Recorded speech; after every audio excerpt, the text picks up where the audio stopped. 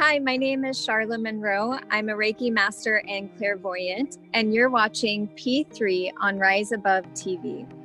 Hello, everyone, and thank you for tuning in to Rise Above TV, where we are empowering humanity and supporting unity. You're watching P3, the place where we feature individuals who have tapped into their power, passion, and purpose. I'm your host, Janie Terrazas, and today I'm very grateful to have the lovely Sharla Monroe. She's a Reiki Master and a Clairvoyant. I'm excited to hear a little more about her story and what power, passion, and purpose mean to her. Thank you so much for being with us today, Sharla. Thank you. Thanks for having me. Yes, you look so beautiful, and I'm not surprised you're in nature because you're such a nature baby, and I'm sure that's probably going to come up in our conversation at some point because it's such a nurturing place to be is in nature, and I know that's a big self-care thing for you. It is. Nature was always there for me. Even when, growing up, I had was in a very abusive household, and I could turn to nature. So it helped me stay grounded, because we always have Mother Earth to lean into. She's always there. She's a constant, no matter what's going on. Absolutely. And, during this pandemic with COVID and everything, a lot of people were, kind of stuck in their house and afraid to go outside. And so how have you been managing that? Because I also know that you're a mother, and so you got children, and I'm not sure how much COVID actually changed your life in terms of how much you and your partner and your children were together.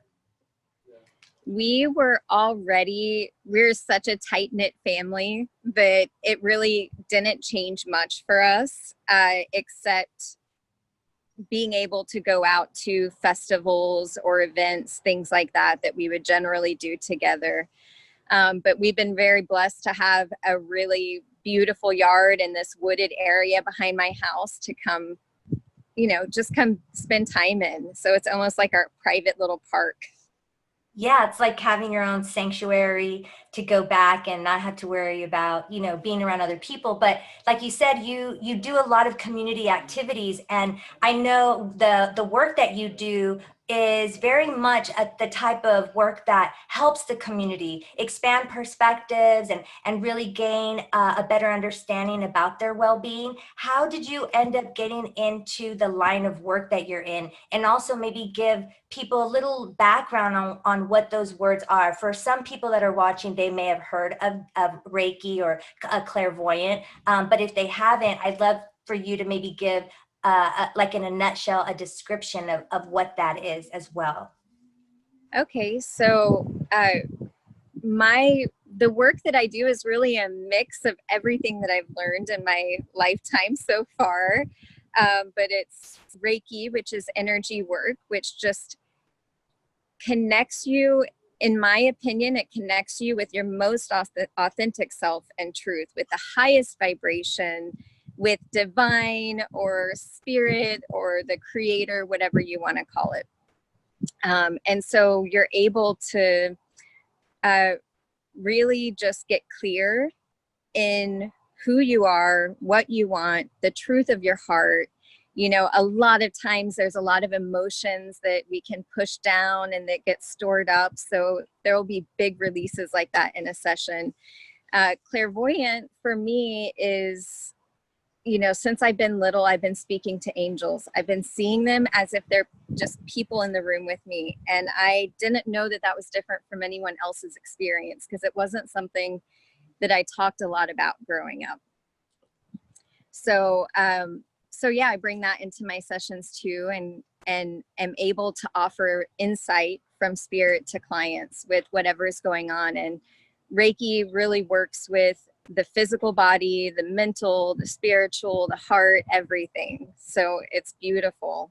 It really is such a powerful healing modality. And I'd like to touch on like what you just said a little moment ago. You were seeing things at a really young age. You were able to feel things that maybe other people weren't feeling. And there's a lot of people that experience that, but in our culture, it's frowned upon, or if we're not in the right environment with the right people and it's misunderstood, it can be shamed and we end up sort of disconnecting from it.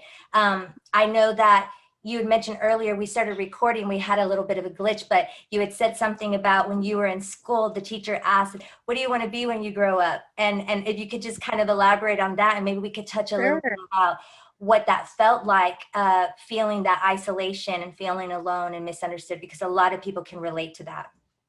So I already felt very alone in my world because my home life was so abusive and traumatic, that it was a really scary place to be. So like I said, nature was my safe place, and school ended up being my safe place in a lot of ways. But one of the questions, I always felt a little bit separate and different regardless. One of the questions that frequently was asked throughout my elementary school years was, what do you want to be when you grow up?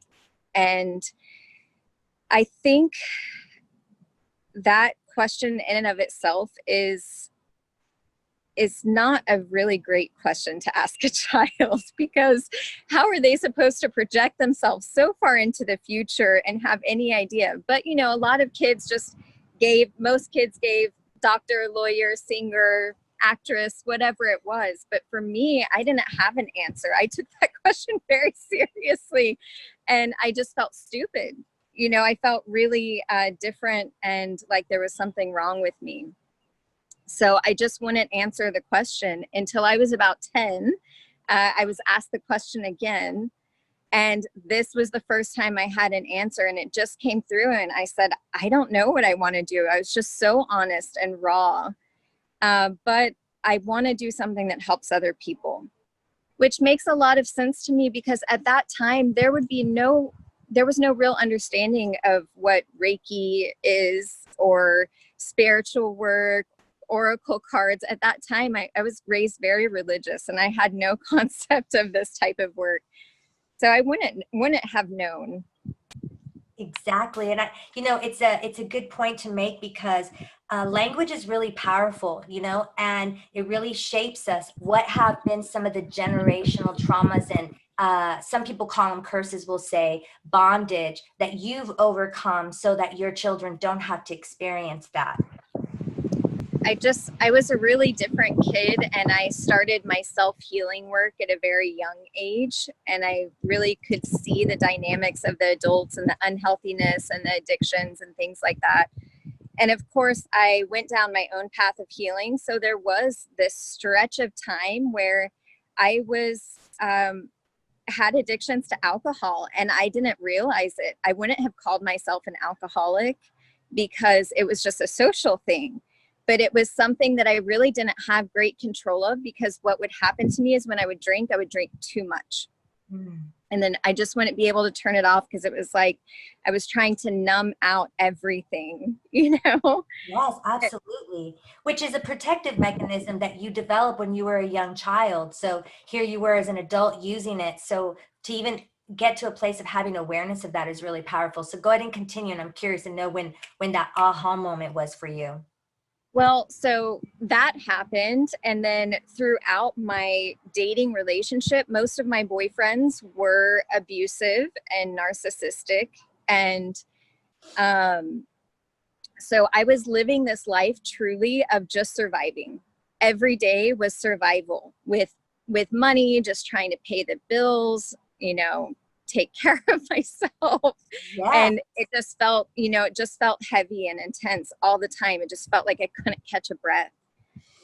And so one day I recognized something has to change. Like, I'm not doing the things I love anymore. All I want to do when I get off work from my toxic job is drink and like forget about the day. And then I would wake up in this vicious cycle of feeling bad in the morning from drinking, and then going back to work and just doing the same thing over again. But I had lost touch with yoga and rock climbing and my artwork. And so really what happened was I recognized that energy is finite. We only have so much energy in a day. And so it's important to choose where our energy goes. And I was spending money not only working to buy the alcohol, but taking the time to drink it, taking the time of feeling bad the next day because of it.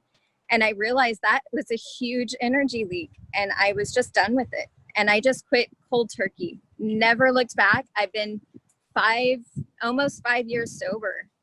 Wow. Yeah. That's amazing. Congratulations. Not all people can do that.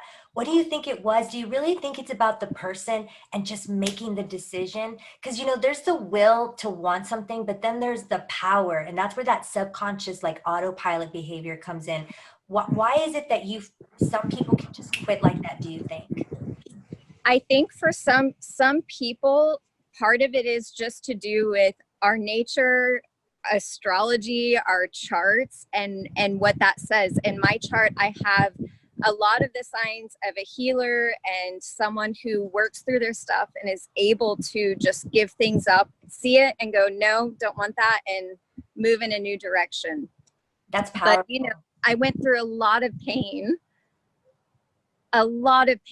decades of pain to get to that point. So honestly, it makes me think of someone like Tony Robbins. Your pain point has to be strong enough sometimes to make that change. You have to be so tired of that cycle to make the change. And for you, that's where you were just like, I'm tired of this. You made the change. And then what did you start noticing? Actually, you know what? Let me go back to, you had mentioned a lot of the things that you had walked away from that you really loved. And it sounds like those are some things maybe you do now that you would consider part of like your self-care practices or like your playtime that allows you to be in that flow and in that rest and digest space. You mentioned Yes. art and a lot of different things. Yeah. So this is what I realized truly is if you give something up, it's going to leave some space. So you're going to fill that space with something, have it be something that's soul nourishing, that is good for you. And so for me, that was yoga. Instantly, I knew if there was a moment where I was wanting to drink or felt stressed out, I recognized that what my body really wanted was some chill time, some reset time. So I would just jump into yoga. That's beautiful. And there's the physical aspect of self-nurturing. There's like the mental, the emotional, the spiritual, physical. What would you say are like your non-negotiables, because you do give so much and you are an empath? And energetically, there's a lot that we're like dealing with. What would you say is like your non-negotiable that you do daily? Drink a lot of water. Start first thing in the morning with water. Get enough sleep. Like that is non-negotiable. Every day I have my bedtime. My alarm goes off at 9:15 at night. I'm like, okay, that's it. That's time for bed. So I think those two are definitely my baseline standards. And then taking a bath with Epsom salt, I do that, every other day or every day. That the Epsom salt really helps clear away any of the negativity, any of that old energy from the day, and just is also really nourishing for the body, because that's how we absorb magnesium the best, is through the skin, as opposed to a supplement. That's interesting. I don't know if you want to elaborate more on any other things like that people would be aware, that we should be aware of. Yeah, no, I think that's just a really simple, easy one, to be able to keep a jar of Epsom salt by your bathtub and then just put a cup in. Okay. And it feels a little bit extra, like, oh, a little extra self-care here. Yeah. And then maybe lighting some candles or doing some sage in the bathroom. A lot of times I like to put on heart music, really high vibrational, spiritual music. Bring my little speaker in the bathroom, light the candles, do some sage, and it just feels like a spa treatment. You just feel like you're being so good to yourself. It's so true. And people struggle with self-care and self-love. There's a lot of guilt associated with it. And I think there needs to be sort of this like mind shift and this paradigm shift, especially when it comes to women, when you have a partner and you have children and you have a lot going on. We used to have this there was this badge of honor, of like, oh, I put everybody before me. And now we're starting to realize how detrimental that is to our health. A lot of times moms, we're the ones that are sort of teaching our children and our partners what it is that we need. And we're kind of creating boundaries within the home as a mom. Was that something that came easy for you? And if not, how did you overcome it? And what do you use to help them know, hey, it's mommy time? It did not come natural or easy for me. Growing up in my early life with abuse, I had a lot of codependency, which is why I attracted the narcissistic partners. So it's something I had to learn, and I would like to say that it is a process, and it's something that comes in layers as you learn to set boundaries and take good care of yourself. And so I think just starting somewhere, if you feel like you don't make enough time for yourself, or you struggle with boundaries or saying no, picking up a book about codependence and seeing, hey, what rings true for me here? Like, what are the areas that I can maybe tighten up or do better with in taking care of myself? Because you're right, we haven't been taught that growing up. And for a lot of us, our families may have swept things under the rug more.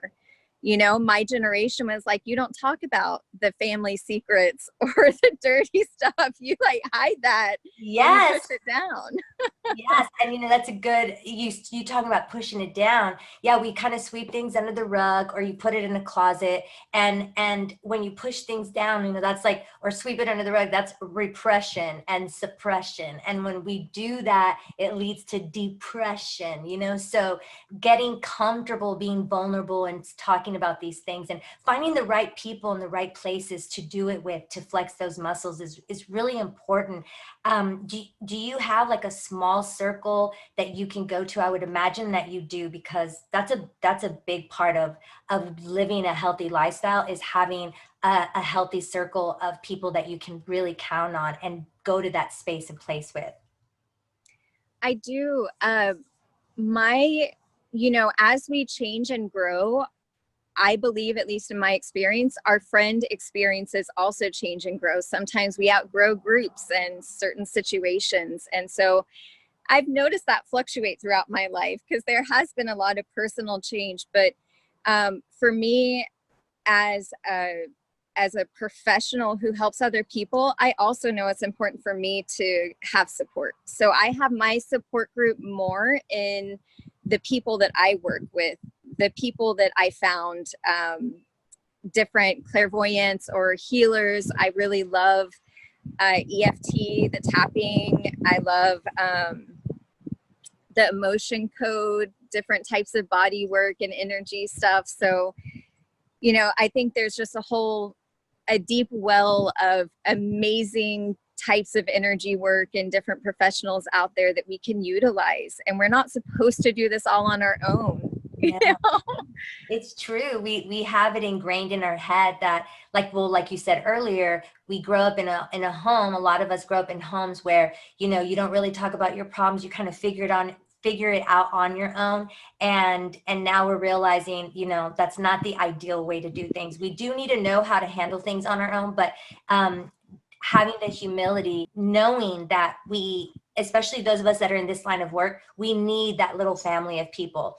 And I also do similar work that you do too. And I have found my little tribe. So it's nice when we all get together and we can just like rest in each other, and be able to share stories and uplift each other and just commune together. There's a lot of power when other like-minded people get together. Have you noticed that? Like, have you noticed that your vitality and creativity just like go off the charts after you've communed with other people like you? Yeah, because what happened was, for me, especially after I quit drinking, my social group changed exponentially at that time, because I was no longer attracted to that type of hangout, or that vibration. So my friendship started shifting to people who wanted to go do yoga with me or go on a hike, people who cared about the world and the planet and taking care of themselves and being a good person. And just doing their best. Like, I wanted to hang out with people that are on fire and doing something in the world, that feel inspired. And so that, it feels great to hang out with people that are on that same wavelength, where you lift each other up, you fan each other's flames. Yeah, I love that. How do you, obviously you've done a lot of work on yourself and I honor you greatly for that to get to the place where you are at. Even though we get to this spot, this, I like to call it sweet spot, where we really start to understand how to be compassionately curious with ourselves and other people. We still deal with certain fears each time we level up or try something new. What's one way that you use fear, or how do you work through your fears when they do arise? To be quite honest, I am a just face it head on. I see it and I know, okay, I'm feeling intimidated to do this interview with Janie today because it's new for me, but I know it's good for my growth. I know it's in the direction of my dreams. It's also helping me build my confidence. And so that's what I do. I just do little baby steps, you know, to face the fear, do what I can with what I have. I love it. I'm right there with you. Actually, on my vision board, I have a picture of a woman and she's looking like dead into the eyes of a bull. And that for me is like how I want to see my fears, you know. I want to sit and have tea with it. You know, I don't want to run from it because I know what that leads to, you know. Any mindful parenting tip that you would like to offer for those that have children and are doing their best, you know, to mindfully parent? So most important, I feel like we can always respect our children more. You know, I do my best to treat both of my boys with respect to their autonomy, their own uniqueness. You know, I don't try to fill them with what I know to be true or what I believe. I let them, you know, we'll talk, we'll have honest conversations about that, but I always say, and it's up to you. Like, you get to decide what feels good for you. So we just really talk and communicate and ask about, how are you feeling? How are you doing today? Yeah. And with one of our number one rules in our home is, if anybody's triggered, gets into a trigger space, which can look like irritation, anger, you start getting sassy with someone else, Yes. we will call it out. We will all call it out and say, hey, it feels like you're in space. And when that happens, the person, we've all agreed to step out of the room, whoever is in the space, and just go take some time to feel what they're feeling. So we're not all subjected to that, and they get to hold their own weight, have their own journey, you know, and then we come back together and talk about, why were you feeling that way? What was going on? What can we do differently, you know, to address this in the future? Wow. I mean, like A plus plus 5 stars, sister. The fact that you and your partner are able to do that. And I know that it doesn't always go smoothly, or maybe before y'all got to the place of it being smooth, there were some little hiccups, but I really love that you and your partner, you know, just held your ground and everybody got on board. And it really starts with you, you know. It's like parents need to remember, we look like hypocrites when we flip our lid and we can't calm ourselves down right when someone's telling us to, and then we expect our kids to do that, and their brain isn't even fully developed like ours is. You know what I mean? So I'm always like, watch out for that hypocrisy. It'll come back and bite you in the butt. Well, see, and that's the real thing, is that our children are just modeling our behavior. They care much more about what we do than what we say. Mm-hmm. And so if you're, you know, for me, if I'm ever noticing any issues with my children, I'm going, okay, what's my part in this? You know, what's going on here in this dynamic? What can we shift? Like, what needs aren't being met for them right now? That's so beautiful. I really respect you greatly for that. And how long before you think you guys really got into a flow of that? So like I said, I went through multiple abusive relationships until I finally found the strength in myself to leave. Part of that was getting clear with not drinking anymore and just doing the self-care. And it was like, as soon as I started to take really good care of myself, I just found all this power. I just had so much clarity, and finally one day I just was like, a friend asked me at one point, Sharla, why do you stand for this? And it clicked in. I go, wait a minute. Why do I stand for this? Yeah. What's going on here? So on the other side of that, I did meet really close after I ended my last relationship, which was a little bit scary. I met my twin flame soulmate. I mean, out of this world, amazing connection. The connection was completely different. It was heart-based. It was not like fireworks. Yeah, it was just like, whoa, this is different. What is this? So yeah, when we've been together and when you find that person, what he did for me, he really created the space for me to unfold and to heal and to let all the trauma and all the toxic masculinity melt away. And so I just kept opening up, and it was like the issues, I think when you find that person, we're a reflection of each other, all of us in relationship. And so their stuff comes up, your stuff comes up for healing. But the beauty is you are there for each other. You support each other in it. You love each other through it. You talk about it, you're safe. Where in a toxic relationship, someone will throw that at you, or they'll, just be really mean to you in that space. And Yes. so, yeah. You hit the nail on the head with the word safe. It's like when you feel safe in relationship, that means that you see each other, you hear each other, you feel each other, you're caring to understand each other. You want to know that behind the scenes stuff that's going on versus just what's happening on the surface. And that's true intimacy. And that's also solid friendship. Yes, absolutely. And so through the process of us being together, I would say it's just like leveled up every day.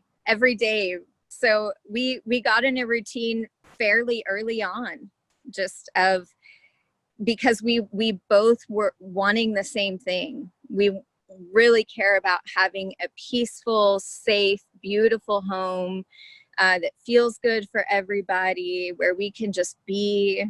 So yeah, it's great to be with a partner who helps in that way, who helps support, and who is really stepped in.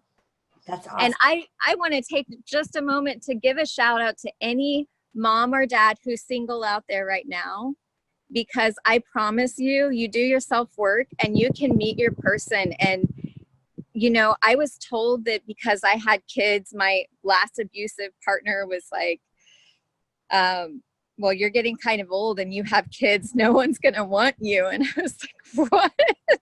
Yeah, and that is not true. That can really mess with your head. Yeah. So at any age, we can find real love and that real safe space. If we just keep looking, keep doing our work, it will show up. It's so true. And that's why they always say it starts with us. When you start loving yourself and you start creating those boundaries and those healthy boundaries with yourself, and know how you have the confidence and the esteem to really like hold true to them with other people also, you'd be surprised at the person that you'll end up attracting. Yeah, definitely. And I think if you want to attract a level 10 partner, you also need to be a level 10 partner, right? Exactly. So, we just need to learn a few things. We're not taught how to listen, really listen to ourselves and our other people, or how to honestly and effectively communicate. Like I said, man, kudos to you for all that you've done to get to the place where you're at now. You've been talking a lot about all that you do and all the work that you do on yourself, which ties into purpose. Is there anything else you would like to say on that word? I had this feeling that the sexual abuse, the physical abuse from growing up wasn't for naught. It's like as a younger child, I knew that I would be using this to help others. And so that's really my purpose, is to, I would say with the Reiki work, I help people connect to their most authentic self and open up their hearts in a space so that we can do the deeper work together. So we can do the inner child work and really remove any barriers or blocks that are happening, preventing the person from moving forward, old beliefs, old things that are just ready to be released. Yes. And that is my purpose. Like, my purpose is to empower people. It's not for me to be the healer. Like, I want you to learn how to heal yourself, to stand in your power, to speak your truth. Yes, that's like, ultimately that's the most beautiful, most important gift you can give yourself, is to help yourself get to that place. And like you said before, we really can't do it on our own. Those of us that have walked the walk, those of us that have dealt with specific types of traumas and have done the necessary work in order for us to rise above it, we're able to extend a hand to others. We can give compassion, we can hold space, we can listen. I think that's another important thing that's really beautiful about you, is that you mentioned, you're there to help them find their own inner healer. You're there to give them the tools so that they're not always having to lean on you, but you're there for them. And you're not trying to get them to stop feeling what they're feeling. You're just helping them understand it more deeply, correct? Yes. Yes. And because sometimes when we're in our own stuff, we have blinders. We are not seeing it as clearly. Mm-hmm. Because we have our stuff, we have our beliefs, we have maybe our upbringing and our religion or whatever it is that's shaping our lens of perspective. So sometimes someone else can offer you a little bit of a different perspective. And that's all you need sometimes, right? It's just that one question they ask you, or that one thing to consider, that is like a total aha moment. And when you really can run with it and expand it and get the most juice out of it. It's like when you're given an orange, this could be your pain. It's like, let's squeeze all that juice out of it and then use it as like wisdom serum. You know what I mean? Come up Yeah. Come up with your own. You're helping people know themselves so that they can also heal themselves and get to a place of loving themselves. And even once you reach that place, it doesn't mean that life's all perfect and everything is hunky-dory. It's not this like, there's a place where people go sometimes with optimism and positivity, where it still is being used as a source of deflection. And you're not really saying that. You're like, let's look at all of it, and it's okay to have those heavier feelings, but these are the things that you can do to yourself so that you don't stay stuck in that space. Exactly. It's so important to have your emotions, give them attention, feel them, give them a space to be, but like you said, not get stuck. We want to move through that, let them move through, and then move on. Because when we get stuck, we can get more in that victim space, feeling sorry for ourselves. And then what that does is it actually takes our power away. It leaks our energy out. Mm-hmm. The difference between a survivor and a thriver is when they're using their story and somehow using it to help others in some way. And I feel like those that do that and use their life to pay it forward in some capacity, light themselves up from the inside, and it's like beyond survivor mode. Wouldn't you agree? Yes. And, I went throughout my healing process, I went to a lot of therapists, talk therapy, just very traditional. Uh-huh. And I worked with, I feel like most of the people I worked with didn't have any real life experience. Yes, they went to the school, they learned the textbook stuff, but they couldn't meet me because they hadn't been sexually abused. They didn't live, with trauma, alcoholism, or whatever it was. And so I just felt like there was just this gap. Mm-hmm. And so that is really what I bring in my sessions with people.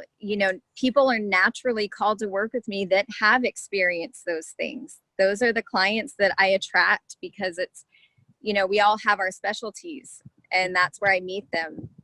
That's so amazing. We really need to help remove the stigma around it. And I too had, dealt with sex trauma, and it's sex in general is such a taboo subject, but the trauma around it and all of the beliefs that come with it, it really becomes debilitating when we just try to live with it, and we don't have to. So I definitely want to encourage people that have dealt with any kind of abuse, any kind of trauma, to reach out to someone. Are there any last words of wisdom that you would like to share with us before we leave, and also let people know how they can connect with you and where they can find you? Yeah. At this time, there's not really any last words of wisdom that are coming, but I would like to thank everybody that's watching this for being here and just being being yourself. And the fact that you're watching something like this, regardless of who you are, where you are, what you've been through, means that you have this desire to level up and do more. And it's just such a great starting place, even if this is it. There's been so many times in my life where all I had the capacity to do was listen to someone else's story, but it can inspire you and help you take the next step, where maybe actually the next step is reaching out and booking a session with someone. You can find me. My website is sharlamonroe.com. You can book a distance healing session. This time with COVID has really it's been one of the blessings, is I was able to pivot my only in-person session to also distance healing. So now I've been working with people in the UK and all over the world and Canada, and it's been really beautiful. Plus, you get to be in the privacy of your own home, and you get to create the space for yourself in your home, which I think is so important. I always have my treatment space set up with all my goodies and crystals and sage and whatnot. And so even if you only have a little corner of your room to create that space for yourself, it's really a gift to have a place to go and be in your home. I think you have a special offer that you would like to extend to our viewers. So I want to go ahead and give you the opportunity to let them know what that is. Yes. So for anyone who's watched this, of Janie's beautiful viewers, I'd like to offer you $25 off a 60-minute distance healing session. So that session will include Reiki, chakra balancing, messages from spirit. It will include homework for you to do on your own to accelerate your healing process too. You can find the offer on my website, sharlamonroe.com. And it will be under a tab of Rise Above. So you'll know exactly where to go, and it should be easy for you to find. But of course, if you have any questions, you can just reach out to me through the website and just send me a note. But I definitely look forward to working with you. That's so kind of you to offer, Sharla. Thank you. I really appreciate that. Sure. Yeah, it's my pleasure. I also have an Instagram account. It's at Sharla_Monroe. And I do post a lot of articles there, things that I write about real stuff in life, real things that have happened to me. And I do my best. It's a service that I offer because I feel like, I've had a lot of response from people that it helps them not feel alone. It's just good to share our stories. As you said, with the sexual abuse stuff, like when Me Too came out, so many of us realized, oh my God, we're not alone. We're not alone in this. Other people have had similar experiences. Yes, I feel like this last couple of years, or just so much has been brought to the surface, and it's all part of the sickness of the psyche, and I think the work that you're doing and you sharing your story, and the other people in the world that are sharing their stories, doing their personal work, shout out to you guys. Thank you so much. Just thank you, Sharla, again for your time with us today and all that you're doing to help empower others, and blessings on all of your endeavors. Thank you, Janie. This was really fun. And thank you everyone for tuning in to Rise Above TV, where we are empowering humanity and supporting unity. Your likes, shares, and follows are greatly appreciated because they help spread the love. Be sure to check out our YouTube and podcast channel for more mindful content. Tune in next week for another power-packed episode of P3, when you'll meet another individual who's tapped into their power, passion, and purpose. Till next time, peace be in us.